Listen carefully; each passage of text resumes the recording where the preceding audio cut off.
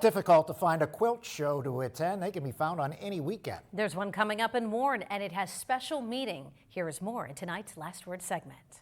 There's a group in Warren called Quilters Night Out, and they're looking forward to hosting their quilting show this coming weekend.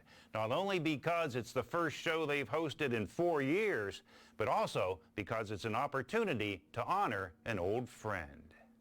I want to learn about this show, and I also want to get into the minds of quilters to find out why they are so passionate about what they do.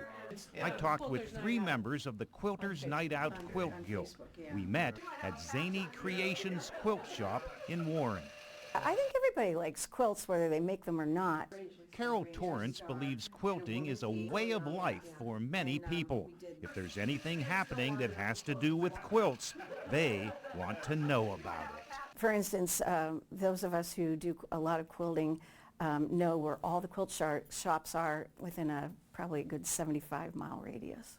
Cheryl Fry is another member of Quilters Night Out that just cannot stop quilting. And one of my friends said, hey, let's take a quilting class. And I'm like, okay. 30 years later, I'm still quilting. The Quilters Night Out Guild was formed in 1990 and currently has 60 members. Nearly all of them are looking forward to the Guild's quilt show this weekend. It's held every other year, but COVID halted the show for the past 4 years. Probably over 500 quilts on display, and 40 members, I think 40 or 42 members entered quilts. This year's show will honor Dorothy Robinault. Dorothy was a member of the Guild who recently died at the age of 97. She was the epitome of a quilter. She was working on this maple leaf quilt the day before she died. That quilt and others Dorothy made will be on display at the show. She loved every day of quilting. No matter what quilt she finished, that was the most beautiful quilt she ever made. So she was an inspiration to all of us because she sat there at her machine daily. The quilt show will also feature grandma quilts. Guild members took images of themselves with their grandchildren from a photograph and turned that image into a quilt.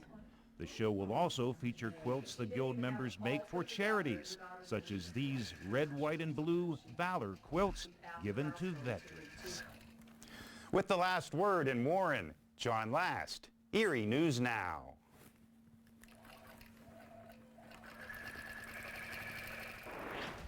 Well, he's doing it. That quilt show, though, will be held Saturday and Sunday at the Allegheny Community Center on Clark Street in Warren.